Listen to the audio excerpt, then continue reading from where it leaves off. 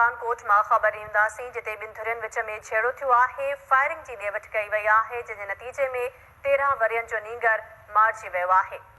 जागण भरिसां ॿिनि धुरियुनि में झेड़ो थियो आहे। फायरिंग में 13 वरियनि जो नींगर मारिजी वियो आहे। झेड़े दौरान गोलियूं लॻण सबबि 13 वरियनि जो नींगर शहज़ादो मारफाणी मारिजी वियो आहे। अपडेट मालूम कंदासीं। असां सां टेलीफोन लाइन ते मौजूदु आहे KTN न्यूज़ रिपोर्टर इसरार चांडियो। जी इसरार, छा अपडेट्स आहिनि?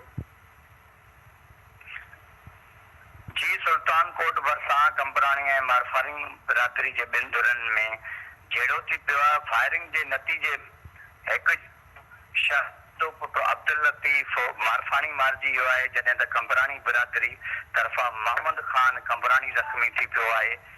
ही जेको आहे कंपराणी बिरादरी तरफ़ां इहो मौक़ुफ़ साम्हूं आयो आहे। कंपराणी बिरादरी जे चङे मुड़ुस ॾेवल कंपराणी जो त असांजो मारफाणी बिरादरी सां पुराणो तकरार हलंदड़ आहे ऐं कंपराणी मारफाणी बिरादरी असांजे ॻोठ ते चढ़ाई कई ऐं उन जवाबी फायरिंग में जेको आहे शहज़ादो मारिजी वियो आहे, जॾहिं त मारफाणी बिरादरी जे रबन मारफाणी तरफ़ां उहो मौक़ुफ़ साम्हूं आयो आहे त असांजा नौजवान काठियूं करण टिगपुर वारे इलाइक़े में विया ऐं उते काठियूं करे रहिया त कंपराणी बिरादरी जे हथियारबंदनि असांजे नौजवाननि ते छिती फायरिंग करे ॾिनी, जॾहिं त ही थाणो जेको आहे जानवा थाणे जी हद आहे टिगपुर ऐं वधीक झेड़े ते ज़ाब्ते आणण जे लाइ सुल्तानकोट सब डिवीज़न जी पुलिस ऐं जानवा थाणे जी पुलिस झेड़े ते ज़ाब्तो आणे छॾियो आहे। जी इसरार चांडियो, अपडेट्स लाइ वॾी महिरबानी।